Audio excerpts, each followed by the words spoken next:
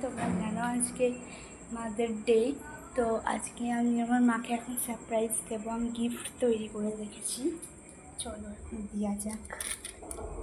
এই দেখো হচ্ছে গিফট, আমি মানে কাগজ দিয়ে বানিয়েছি, অতটা ভালো হয়নি, ঠিক আছে। গিফটটা দেবো, ভেতরে অনেক কিছু রয়েছে। মা, হ্যাপি মাদার ডে। নাও, কি এটা খোলো।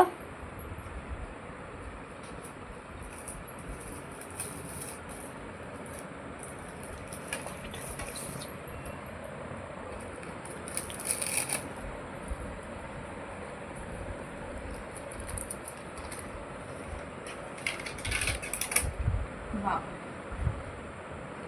বই খাতা দিয়ে এইসব হয়েছে।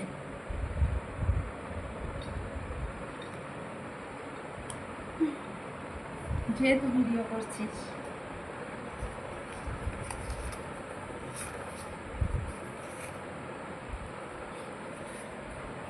Thank you so much. আরও অনেক কিছু আছে।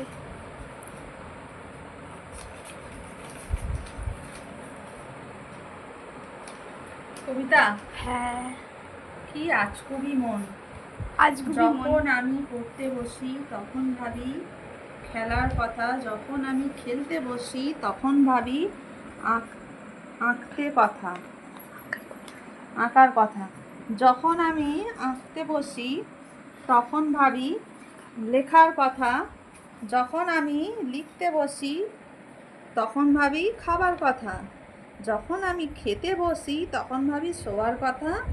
মনটা বড়ই আজগুবি, মন বসে না কোনো কিছুতেই, কি করব পাই না ভেবে মনটারে নিয়ে কিছুতেই।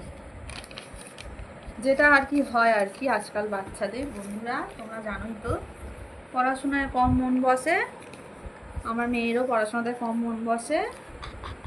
যেটা হয় সেটাই ও এই কবিতার মাধ্যমে ফুটিয়ে তুলেছে।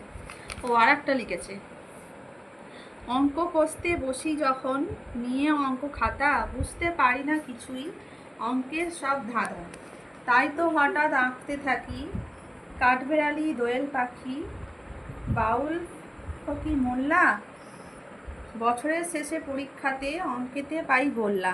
বাহ বাহ বাহ বাহ, দেখলে বন্ধুরা, দেখো যেটা ওর মনের কথা ও সেটাই ফুটিয়ে তুলেছে এই কবিতার মাধ্যমে।